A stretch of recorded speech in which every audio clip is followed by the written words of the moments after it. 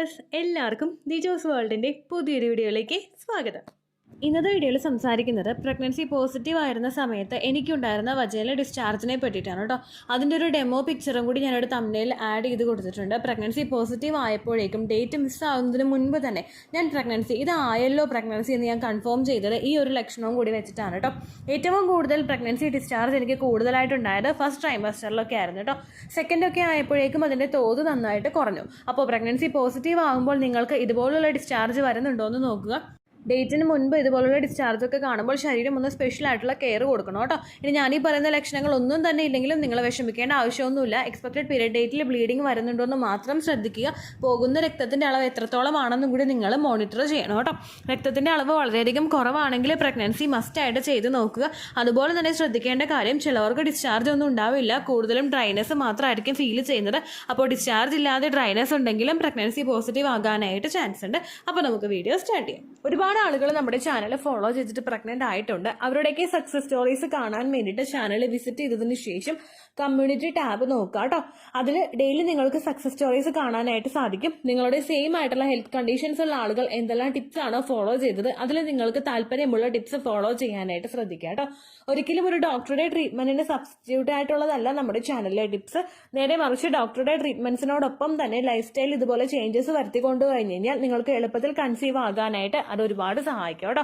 ഇന്നത്തെ വീഡിയോയിൽ വജൈനൽ ഡിസ്ചാർജിനെ പറ്റി സംസാരിക്കുന്നതിന്റെ മെയിൻ റീസൺ എന്ന് പറയുന്നത്, ലൈവ് പോകുന്ന സമയത്താണെങ്കിലും നമ്മുടെ കമന്റ് സെക്ഷനിലാണെങ്കിലും ഒരുപാട് പേര് കമന്റ് ഇടുന്നുണ്ട്, ഈ ഒരു ടൈപ്പ് ഡിസ്ചാർജ് ആണ് വരുന്നത്, ഇത് പ്രഗ്നൻസി പോസിറ്റീവ് ആണോ എന്ന് ചോദിക്കുന്ന ഒരുപാട് പേരുണ്ട്. പല കേസിലും സ്ത്രീകൾക്ക് എല്ലാവർക്കും ഉണ്ടാകുന്ന ഒന്നാണ് ഈ വജൈനൽ ഡിസ്ചാർജ് എന്ന് പറയുന്നത്. നാച്ചുറലി വജൈനയിൽ ഉണ്ടാകുന്ന ക്ലീനിങ് പ്രോസസ്സ് കൊണ്ടും ഡെഡ് സെൽസ് റിമൂവ് ചെയ്യുന്നത് കൊണ്ടും അതുപോലെ സെർവിക്സിൽ നിന്നും ഉണ്ടാകുന്ന ഡിസ്ചാർജും ഒക്കെ ആയിട്ട് പലപ്പോഴും വജൈനൽ ഡിസ്ചാർജും സെർവിക്കൽ മ്യൂക്കസും ഒക്കെ ആയിട്ട് നമുക്ക് ഡിസ്ചാർജിന്റെ രൂപത്തിൽ കാണാനായിട്ട് സാധിക്കുന്നുണ്ട്. ഇനി സാധാരണയായിട്ട് നമുക്ക് ഓവുലേഷന്റെ ഇംപ്ലാന്റേഷൻ നടക്കുന്നത് ഓവുലേഷൻ കഴിഞ്ഞിട്ട് 6 to 12 ഡേയ്സിലാണ്. ഈ ഒരു ടൈം പീരീഡിൽ വെച്ചിട്ടാണ് നമുക്ക് എല്ലാ തരത്തിലുള്ള പ്രഗ്നൻസി സിംറ്റംസ് കണ്ടു തുടങ്ങുന്നത്. ഒരുപാട് ചോദിക്കുന്നുണ്ട് ഈ ഒരു വജൈനൽ ഡിസ്ചാർജ് ഒക്കെ എപ്പോഴാണ് അപ്പോൾ ഉണ്ടാവുന്നത് എന്നതിനെ പറ്റിയിട്ട്. 6th ഡേ മുതൽ നമ്മുടെ ആ ഒരു എൻഡോമെട്രിയം ക്യാവിറ്റിയിൽ വന്നിട്ട് ഇത് അറ്റാച്ച് ആകാനായിട്ടുള്ള ചാൻസസ് ഭയങ്കര കൂടുതലാണ്. അതിന് മുൻപുള്ള സമയങ്ങളിലൊക്കെ തന്നെയും ഈ ഒരു പ്രോസസ്സ് അങ്ങോട്ടേക്ക് നടക്കാൻ വേണ്ടിയിട്ടും ആ ഒരു ഫെർട്ടിലൈസ്ഡ് ആയിട്ടുള്ള എഗ്ഗിനെ പുഷ് ചെയ്യാതെ കൊടുക്കാനൊക്കെ വേണ്ടിയിട്ട് നമ്മുടെ ശരീരത്തിൽ ഒരുപാട് ഹോർമോൺസ് പ്രൊഡ്യൂസ് ആകുന്നുണ്ട്. നമ്മുടെ റീപ്രൊഡക്റ്റീവ് ഹോർമോൺസ് ആയിട്ടുള്ള ഈസ്ട്രോജനും പ്രൊജസ്ട്രോണും ഒക്കെ ഈ ഒരു സമയത്ത് ക്രൂഷ്യൽ ആയിട്ടുള്ള ഒരു പാർട്ടാണ് വഹിക്കുന്നത്. സാധാരണയായിട്ട് നമുക്ക് ഈസ്ട്രോജൻ ഹോർമോൺ വേണ്ടത് നമ്മുടെ ഓവുലേഷൻ ഫേസിലും അതിനുശേഷം നമുക്ക് പ്രൊജസ്ട്രോൺ ഹോർമോൺ ആണ് ലൂട്ടിയൽ ഫേസിൽ വേണ്ടത്. ഈ ഒരു രീതിക്കാണ് എപ്പോഴും പോകുന്നത്. പ്രൊജസ്ട്രോണിന്റെ ഒരു ഹൈക്ക് ശരീരത്തിൽ ഉണ്ടാവുമെങ്കിലും ചെറിയൊരു രീതിക്ക് തന്നെ ഈസ്ട്രോജന്റെ ഒരു ഇൻക്രീസും കൂടിയും ശരീരത്തിൽ ഒരു മിഡ് ലൂട്ടിയൽ ഫേസിൽ നമുക്ക് ഉണ്ടാകും. അതായത് ലൂട്ടിയൽ ഫേസിന്റെ മിഡ് പോർഷനിൽ വെച്ചിട്ട് എപ്പോഴും ഡൊമിനൻസ് ഉണ്ടാകുന്നത് പ്രൊജസ്ട്രോണിനാണ്. പക്ഷേ ഈസ്ട്രോജനും കൂടി ഉണ്ടാകുമ്പോഴാണ് എൻഡോമെട്രിയൽ ലൈനിങ് സപ്പോർട്ട് ചെയ്യുന്നതിനും സെർവിക്സ് ഒക്കെ നന്നായിട്ട് വർക്ക് ചെയ്യുന്നതിനും ഒക്കെ വേണ്ടിയിട്ടുള്ള ഒരു സിറ്റുവേഷൻ അവിടെ ഉണ്ടാകുന്നത്. അത് മാത്രമല്ല ഫെലോപ്പിയൻ ട്യൂബ് നന്നായിട്ട് വർക്ക് ചെയ്യുന്നതിനും അത് ഇംപ്ലാന്റേഷൻ സക്സസ്ഫുൾ ആവുന്നതിനും എൻഡോമെട്രിയം നന്നായിട്ട് മെയിൻറ്റെയിൻ ചെയ്യുന്നതിനും ഈ ഒരു ഈസ്ട്രോജനും ഇമ്പോർട്ടന്റ് ആയിട്ടുള്ള ഒരു പങ്ക് വഹിക്കുന്നുണ്ട്. ഈസ്ട്രോജൻ ഹോർമോൺ ശരീരത്തിൽ കൂടി കഴിയുമ്പോൾ നമുക്കുണ്ടാവുന്ന ഏറ്റവും വലിയൊരു ലക്ഷണമാണ് ഈ ഇതുപോലെയുള്ള വജൈനൽ ഡിസ്ചാർജ് ഉണ്ടാവുക എന്ന് പറയുന്നത്. ഒരു മിഡ് ലൂട്ടിയൽ ഫേസിലായിരിക്കും നമുക്ക് ഇത്തരത്തിലുള്ള വജൈനൽ ഡിസ്ചാർജ് കൂടുതലായിട്ട് ഫീൽ ചെയ്യുന്നത്. ഈ ഒരു ടൈപ്പ് ഡിസ്ചാർജ് നമുക്ക് കൂടി കഴിഞ്ഞു കഴിഞ്ഞാൽ ഏകദേശം നമുക്കൊരു മിഡ് ലൂട്ടിയൽ ഫേസിൽ വെച്ച് ഈ ഒരു ഡിസ്ചാർജ് ഉണ്ടാകുന്നു. അത് ചിലപ്പോൾ ഈസ്ട്രോജന്റെ ഹൈക്ക് മൂലമോ പ്രൊജസ്ട്രോണിന്റെ ഇൻക്രീസ് മൂലമോ നമുക്ക് ഉണ്ടാകാനായിട്ട് ചാൻസ് ഉണ്ട്. പക്ഷേ പിന്നീട് അങ്ങോട്ടേക്കുള്ള ദിവസങ്ങളിലും ഗ്രാജുവലി ഇതേപോലെ തന്നെ നമുക്ക് ഡിസ്ചാർജ് പോകുന്നുണ്ടെങ്കിൽ അത് പ്രഗ്നൻസിയുടേതാകാനായിട്ടും കൂടി ചാൻസ് ഉണ്ട് കേട്ടോ. കാരണം ഈ എല്ലാ സൈക്കിളിലും മിഡ് ലൂട്ടിയൽ ഫേസിൽ വെച്ചിട്ട് പ്രൊജസ്ട്രോണും ഈസ്ട്രോജനും ഇൻക്രീസ് ആവുന്നതോടൊപ്പം തന്നെ ആ ഒരു മൊമെന്റിൽ വെച്ചിട്ട് നമുക്ക് പ്രഗ്നൻസി സക്സൈഡ് ആയിട്ടുണ്ടെങ്കിൽ പ്രഗ്നൻസി സക്സസ്ഫുൾ ആയിട്ടുണ്ടെങ്കിൽ പിന്നീട് അങ്ങോട്ടേക്കും എൻഡോമെട്രിയത്തിനെ തിക്കായിട്ട് തന്നെ മെയിൻറ്റെയിൻ ചെയ്യുന്നതിനും ആ പ്രഗ്നൻസി സർവൈവ് ചെയ്യാൻ വേണ്ടിയിട്ടുള്ള ഒരു സിറ്റുവേഷൻ ഒരുക്കുന്നതും സെർവിക്സിനെ ഹെൽത്തി ആയിട്ട് മെയിൻറ്റെയിൻ ചെയ്യുന്നതും ഒക്കെ ഈ 2 ഹോർമോൺസ് ആണ്. അതുകൊണ്ട് അതിന്റെ രണ്ടിന്റെയും ഹൈക്ക് കൊണ്ട് നിങ്ങൾക്ക് ഭാവിയിൽ പിന്നീടും വജൈനൽ ഡിസ്ചാർജ് ഉണ്ടാകാനായിട്ട് ചാൻസ് ഉണ്ട്. അപ്പോൾ ഈ മിഡ് ലൂട്ടിയൽ ഫേസിൽ വരുന്ന ഒരു ഡിസ്ചാർജ്, അതായത് ഓവുലേഷന്റെ 7th ഡേ ഒക്കെ നമുക്ക് ഉണ്ടാകുന്ന ഈ ഒരു ഡിസ്ചാർജ് നിങ്ങൾക്ക് കണ്ടിന്യൂസ് ആയിട്ട് പോകുന്നുണ്ടോ എന്നാണ് ഏറ്റവും ആദ്യം തന്നെ നിങ്ങൾ നോക്കേണ്ടത്. കണ്ടിന്യൂസ് ആയിട്ട് പോകുന്നുണ്ടെങ്കിൽ അത് പ്രഗ്നൻസിയുടേതാകാനായിട്ട് ചാൻസ് ഉണ്ട്.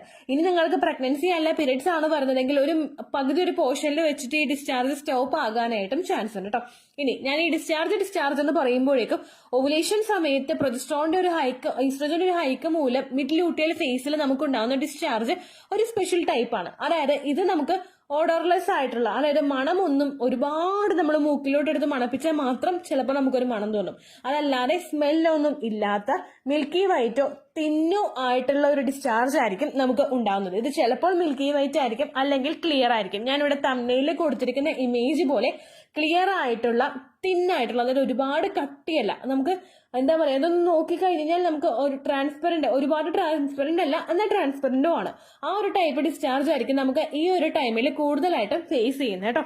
അത് ചിലപ്പോൾ എഗ് വൈറ്റ് ടെക്സ്ചർ പോലെ ക്ലിയർ ആയിരിക്കും, അതല്ലെങ്കിൽ മിൽക്കി വൈറ്റ് ടെക്സ്ചറോ ആയിട്ടുള്ള രീതിക്കായിരിക്കും നമുക്ക് ഉണ്ടാവുന്നത് കേട്ടോ. ഏറ്റവും ആദ്യത്തെ ഈ ഒരു റീസൺ എന്ന് പറയുന്നത് ഈസ്ട്രോജന്റെ ഹൈക്ക് മൂലമാണെങ്കിൽ പിന്നീട് അങ്ങോട്ടേക്ക് നമുക്ക് ആ ഒരു സെർവിക്സിലോട്ടുള്ള ബ്ലഡ് സർക്കുലേഷൻ കൂടുന്നതുമാണ് നിങ്ങൾക്ക് ഇത്തരത്തിലുള്ള ഡിസ്ചാർജ് ഉണ്ടാകാനായിട്ടുള്ള ഒരു ചാൻസ് കേട്ടോ. അങ്ങനെ ഒരു രീതിക്ക് നമുക്ക് ഡിസ്ചാർജ് പോയി കഴിഞ്ഞാൽ അടുത്തതായിട്ട് നമ്മൾ ശ്രദ്ധിക്കേണ്ടത് ഇതിനെ ചുറ്റിപ്പറ്റി മറ്റുള്ള എന്തെങ്കിലും ലക്ഷണങ്ങൾ നിങ്ങൾക്ക് വരുന്നുണ്ടോ എന്ന് നോക്കുക. അപ്പോൾ ഒരു 90% വരെ നമുക്കിത് പ്രഗ്നൻസി ആയിട്ട് കൺഫേം ചെയ്യാനായിട്ട് സാധിക്കും. ഇതിനെ ചുറ്റിപ്പറ്റിയുള്ള ലക്ഷണങ്ങളൊക്കെ നമുക്ക് കണ്ടു തുടങ്ങാനായിട്ടുള്ള ഒരു ടൈമാണ് നമ്മുടെ ഈ മിഡ് ലൂട്ടിയൽ ഫേസ് എന്ന് പറയുന്നത്. അതായത് നമുക്ക് ഈ ഒരു ടൈമിൽ ഇംപ്ലാന്റേഷൻ സക്സസ്ഫുൾ ആയിട്ടുണ്ടാകും.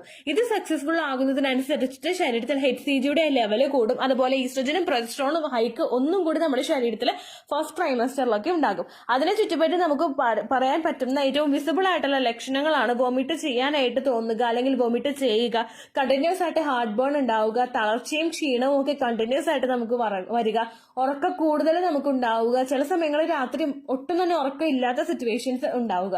ഈ ലക്ഷണങ്ങളൊക്കെ കണ്ടിന്യൂസ് ആയിട്ട് വരുന്നുണ്ടെങ്കിൽ നമുക്കത് പ്രഗ്നൻസി പോസിറ്റീവ് ആയതായിട്ട് കൺക്ലൂഡ് ചെയ്യാനായിട്ട് സാധിക്കും കേട്ടോ. അപ്പൊ നമ്മൾ നമ്മുടെ ബോഡിയെ മെയിൻറ്റെയിൻ ചെയ്ത് കൊടുക്കുകയാണ് ഈ ഒരു സമയത്ത് വേണ്ടത്. ഇതുപോലുള്ള ഡിസ്ചാർജ് കൂടുതലായിട്ട് വരുന്ന സമയത്ത് നമുക്ക് വജൈനൽ ഇൻഫെക്ഷൻസ് പോലുള്ളവ റെക്കറന്റ് ആയിട്ട് ഉണ്ടാകാനായിട്ട് ചാൻസ് ഉണ്ട്. ഡിസ്ചാർജ് കൂടുതലായിട്ട് വരുമ്പോഴേക്കും നമുക്ക് അവിടെ ഒരുപാട് നനവ് ഫീൽ ചെയ്യും. അതിന്റെ ഭാഗമായിട്ട് ചൊറിച്ചിൽ ഉണ്ടാകാനായിട്ട് സാധ്യതയുണ്ട്. പ്രഗ്നൻസി പോസിറ്റീവ് ആകുന്ന സമയത്ത് നമുക്ക് ചൊറിച്ചിലും അതുപോലെ ഈസ്റ്റ് ഇൻഫെക്ഷനും ഒക്കെ ഉണ്ടാകാനായിട്ടുള്ള ചാൻസസ് ഭയങ്കര കൂടുതലാണ്. അതുകൊണ്ട് ഡിസ്ചാർജ് പോകുന്ന സമയത്ത് നിങ്ങൾ ഒന്നുകൂടി ഇന്റിമേറ്റ് ഹൈജീൻ നന്നായിട്ട് കൊണ്ടുപോവുക. ഒരു ദിവസം 2 തവണയെങ്കിലും നമ്മൾ ആ ഒരു അണ്ടർ ഗാർമെന്റ്സ് മാറാനായിട്ട് ശ്രദ്ധിക്കുക. ചെറു ചൂടുവെള്ളം ഉപയോഗിച്ചിട്ട് അവിടെ വാഷ് ചെയ്യുക. ഒരുപാട് ഹാംഫുൾ ആയിട്ടുള്ള സോപ്പൊന്നും ഇട്ട്, അതായത് ഒരുപാട് ഫ്രാഗ്രൻസ് ഉള്ള സോപ്പൊന്നും ഇട്ട് കണ്ടിന്യൂസ് ആയിട്ട് അവിടെ വാഷ് ചെയ്യേണ്ട ആവശ്യമൊന്നുമില്ല കേട്ടോ. നമ്മൾ ജസ്റ്റ് ഒരു ടാപ്പ് വാട്ടർ ഉപയോഗിച്ചിട്ട് നന്നായിട്ട് ക്ലീൻ ചെയ്താൽ മതി. ചൊറിച്ചിൽ അങ്ങനെ എന്തെങ്കിലും വരുന്നുണ്ടെങ്കിൽ നേരിയ ഒരു ചൂടുവെള്ളം നമുക്ക് ഒഴിച്ചു കൊടുക്കാവുന്നതാണ്. അസ്വസ്ഥതകളും ചൊറിച്ചിലും ഒക്കെ കൂടുതലായിട്ട് വരുന്നുണ്ടെങ്കിൽ ഡോക്ടറെ കണ്ടിട്ട് ഇന്റിമേറ്റ് ഹൈജീന്റെ പ്രൊഡക്ട്സ് ഉപയോഗിക്കുക. ഈസ്റ്റ് ഇൻഫെക്ഷൻ അല്ല എന്നുള്ള കാര്യവും കൂടി നിങ്ങൾ ഉറപ്പുവരുത്തുക കേട്ടോ. ഇത്രയും ശ്രദ്ധിച്ചു കഴിഞ്ഞാൽ കൃത്യമായിട്ട് അത് എന്തുകൊണ്ടാണ് ഇങ്ങനെ സംഭവിക്കുന്നത് നമുക്ക് മനസ്സിലാക്കാനായിട്ട് സാധിക്കും. ഇനി ഈ ഒരു ലക്ഷണം ഉണ്ടെങ്കിൽ മാത്രമാണോ പ്രഗ്നന്റ് ആവുക എന്ന് വിചാരിക്കുന്ന ഒരുപാട് പേരുണ്ട്. ഈസ്ട്രോജന്റെയും പ്രൊജസ്ട്രോണിന്റെ ലെവല് നമ്മുടെ ലൂട്ടിയൽ ഫേസിൽ എന്തായാലും കൂടും എന്ന് വെച്ചിട്ട് എല്ലാവർക്കും ഇതുപോലെ ഡിസ്ചാർജ് ഉണ്ടായിക്കൊള്ളണമെന്നില്ല. ചിലവർക്ക് ഈ ഒരു ടൈപ്പ് വ്യത്യാസം ഉണ്ടാകുന്നത് ചിലപ്പോൾ വജൈനൽ ഡ്രൈനസിലൂടെ ആയിരിക്കും. അതായത് യാതൊരു തരത്തിലുള്ള ഒരു ഡിസ്ചാർജ് ഉണ്ടാവില്ല. ഇനി ഡിസ്ചാർജ് പോകുന്നുണ്ടെങ്കിൽ തന്നെ ക്വാണ്ടിറ്റി ഭയങ്കര ലെസ് ആയിരിക്കും. ചിലവർക്ക് പ്രഗ്നൻസി സിംറ്റംസ് ഒന്നും, ഞാനിപ്പോ പറഞ്ഞത് കൺഫേം ചെയ്യാൻ പറ്റുന്നത് പോലുള്ള പ്രഗ്നൻസി സിംറ്റംസ് ഒന്നും തന്നെ ഉണ്ടാവില്ല. അപ്പൊ അങ്ങനെയുള്ള ഒരു പ്രഗ്നൻസി പ്രതീക്ഷിക്കേണ്ട എന്നാണോ വിചാരിക്കുന്നതെങ്കിൽ ഒട്ടുമല്ല. അങ്ങനെയുള്ള ആളുകൾക്കും പ്രഗ്നൻസി പോസിറ്റീവ് ആകാനായിട്ട് ചാൻസ് ഉണ്ട്. ഓരോരുത്തരുടെയും ബോഡി ടൈപ്പ് ഡിഫറെന്റ് ആയതുകൊണ്ട് ചിലവർക്ക് ചില സിറ്റുവേഷനിൽ വജൈനൽ ഡ്രൈനസ് ആയിരിക്കും കൂടുതലായിട്ട് അനുഭവപ്പെടുന്നത്. അതായത് ചില ആളുകൾക്ക് ഉണ്ടാവുന്നതാണ് ഓവുലേഷൻ നടക്കുന്ന സമയത്ത് ഡിസ്ചാർജ് ഒന്നും ഉണ്ടാവില്ല, പക്ഷെ ഓവുലേഷൻ ഉണ്ടാവില്ലേ? ഉണ്ടാവും. അതേ സെയിം രീതി തന്നെയാണ് ഈ ഒരു സമയത്ത് നമുക്കുണ്ടാകുന്നത്. പ്രഗ്നൻസിയുടെ എല്ലാ മാറ്റങ്ങളും ശരീരത്തിൽ ഉണ്ടാകും, പക്ഷേ പ്രഗ്നൻസി ഡിസ്ചാർജ് ഉണ്ടാവില്ല. അതുകൊണ്ട് ഈ ഒരു ലക്ഷണം ഇല്ലെങ്കിൽ നിങ്ങൾ പ്രഗ്നൻസി ആകില്ല എന്ന് വിചാരിച്ചിട്ട് ഒരിക്കലും ഇരിക്കരുത് കേട്ടോ. ചില ആളുകൾക്ക് ഈ ഡിസ്ചാർജ് പോകുന്നതിന്റെ അളവ് ഭയങ്കര കൂടുതലായിരിക്കും. ചില ആളുകൾക്ക് ഒട്ടും തന്നെ ഡിസ്ചാർജ് ഉണ്ടാവില്ല, പക്ഷേ ടെസ്റ്റ് ചെയ്ത് നോക്കുമ്പോൾ പോസിറ്റീവ് ആയിരിക്കും. അതാണ് കേട്ടോ കൺവേ ചെയ്യാനായിട്ട് ശ്രമിച്ചത്. ഈ ഒരു ലൂട്ടിയൽ ഫേസിന്റെ സമയത്ത് കൂടി കടന്നു പോകുമ്പോഴും നിങ്ങൾ ശരീരം നന്നായിട്ട് ശ്രദ്ധിക്കുക. അതായത് നമ്മളെ കൊണ്ട് ചെയ്ത് കൊടുക്കാൻ പറ്റുന്ന ഒരു സപ്പോർട്ട് ബോഡിക്ക് നിങ്ങൾ ചെയ്ത് കൊടുക്കുക. അത് നിങ്ങൾക്ക് ചെയ്യാൻ പറ്റുന്നത് ഹെൽത്തി ആയിട്ടുള്ള ഫുഡ് കഴിക്കുമ്പോഴും സ്ട്രെസ് ഫ്രീ ആയിട്ട് ഇരിക്കുമ്പോഴും വെള്ളം ധാരാളം കുടിക്കുമ്പോഴും അതുപോലെ ഫെർട്ടിലിറ്റി എക്സസൈസുകൾ ചെയ്യുമ്പോഴുമാണ്. ഈ ഓരോ കാര്യങ്ങളും കൃത്യമായിട്ട് മെയിൻറ്റെയിൻ ചെയ്യുകയാണെങ്കിൽ രക്തയോട്ടം നന്നായിട്ട് വർദ്ധിക്കുന്നതിനും ബ്ലഡ് സർക്കുലേഷൻ പ്രോപ്പർ ആയിട്ട് വന്നു കഴിഞ്ഞാൽ എൻഡോമെട്രിയൽ ലൈനിങ് തിക്കണായിട്ട് മെയിൻറ്റെയിൻ ചെയ്യുന്നതിനും എംബ്രിയോയിലോട്ടുള്ള ബ്ലഡ് സർക്കുലേഷൻ കൂട്ടാൻ വേണ്ടിയിട്ടും അത് സഹായിക്കും. ഒരുപാട് ആളുകൾക്ക് സെഡൻഡറി ലൈഫ് സ്റ്റൈൽ ഫോളോ ചെയ്യുന്നത് കൊണ്ട് എംബ്രിയോയിലോട്ടുള്ള രക്തയോട്ടം പല കേസിലും ആ ഒരു പ്രഷർ അനുസരിച്ചിട്ട് കൃത്യമായിട്ട് പോകാത്തത് കൊണ്ട് പ്രഗ്നൻസി നഷ്ടമായി പോകുന്നുണ്ട്. ഒരു പ്രഷറിന്റെ കാര്യത്തിൽ വേരിയേഷൻസ് ഒക്കെ സംഭവിക്കുമ്പോഴാണ് ഇതുപോലുള്ള ബുദ്ധിമുട്ടുകൾ ഉണ്ടാകുന്നത്. അത് അവോയ്ഡ് ചെയ്യാൻ വേണ്ടിയിട്ട് നമുക്ക് ധാരാളം നട്ട്സ് കഴിക്കാവുന്നതാണ്. ഒപ്പം ഫെർട്ടിലിറ്റി എക്സസൈസും ചെയ്യാവുന്നതാണ് കേട്ടോ. ഇത്രയേ ഉള്ളൂ വീഡിയോ. യൂസ്ഫുൾ ആയി കാണുമെന്ന് വിശ്വസിക്കുന്നു. യൂസ്ഫുൾ ആവുന്നുണ്ടെങ്കിൽ ലൈക്ക് ചെയ്യുക, ഫ്രണ്ട്സിനൊക്കെ ഷെയർ ചെയ്ത് കൊടുക്കുക കേട്ടോ. എന്തെങ്കിലും സംശയം ഉണ്ടെങ്കിൽ നിങ്ങൾ കമൻസിൽ ചോദിക്കുക. പണ്ടത്തെ വീഡിയോയ്ക്ക് കമൻസ് ഇടുന്നവർക്ക് റിപ്ലൈ ലഭിക്കുന്നില്ലെങ്കിൽ ലേറ്റസ്റ്റ് ആയിട്ട് ഞാൻ ഏത് വീഡിയോ ആണോ അപ്ലോഡ് ചെയ്യുന്നത് അതിന് താഴെ കമൻറ്റ് ഒന്ന് കോപ്പി പേസ്റ്റ് ചെയ്യാനായിട്ട് ശ്രദ്ധിക്കുക കേട്ടോ. അതുപോലെ ഓവുലേഷൻ ഡേറ്റ് കാൽക്കുലേറ്റ് ചെയ്ത് തരാനായിട്ട് റിക്വസ്റ്റ് ചെയ്യുന്ന ആളുകൾ എത്രയാണോ സൈക്കിൾ ലെങ്ത് അത് മെൻഷൻ ചെയ്യാനായിട്ട് ശ്രദ്ധിക്കുക. സൈക്കിൾ ലെങ്ത് എന്നതുകൊണ്ട് ഉദ്ദേശിച്ചത് ഓരോ മാസവും എത്ര ദിവസം കൂടുമ്പോഴാണോ ബ്ലീഡിങ് വരുന്നത് അതാണ് സൈക്കിൾ ലെങ്ത്. കഴിഞ്ഞ മാസം ഒരു 8-ാം തീയതിയാണ് ബ്ലീഡിങ് ആയതെങ്കിൽ ഈ മാസം 6-ാം തീയതിയാണ് ബ്ലീഡിങ് ആയതെങ്കിൽ കഴിഞ്ഞ മാസം 8-ാം തീയതി മുതൽ ഈ മാസം 6-ാം തീയതി വരെ എത്ര ദിവസമുണ്ടോ അത് കാലണ്ടറിൽ എണ്ണി തിട്ടപ്പെടുന്നതാണ് നിങ്ങളുടെ സൈക്കിൾ ലെങ്ത്. സൈക്കിൾ ലെങ്ത് നമ്മൾ കൃത്യമായിട്ട് കാൽക്കുലേറ്റ് ചെയ്യുകയാണെങ്കിൽ ഓവുലേഷൻ ഡേറ്റ് എളുപ്പത്തിൽ കണ്ടുപിടിക്കാൻ വേണ്ടിയിട്ട് ഒരുപാട് ആപ്ലിക്കേഷൻസും ഒരുപാട് ഓൺലൈൻ ആയിട്ടുള്ള വെബ്സൈറ്റുകളും ഇന്ന് നമുക്ക് അവൈലബിൾ ആണ്. പ്ലേ സ്റ്റോറിൽ പോയിട്ട് ഓൺലൈൻ ഓവുലേഷൻ ട്രാക്കർ എന്ന് ടൈപ്പ് ചെയ്ത് കഴിഞ്ഞാൽ നിങ്ങൾക്ക് അതുമായിട്ട് ബന്ധപ്പെട്ടിട്ടുള്ള ആപ്ലിക്കേഷൻസ് കിട്ടും.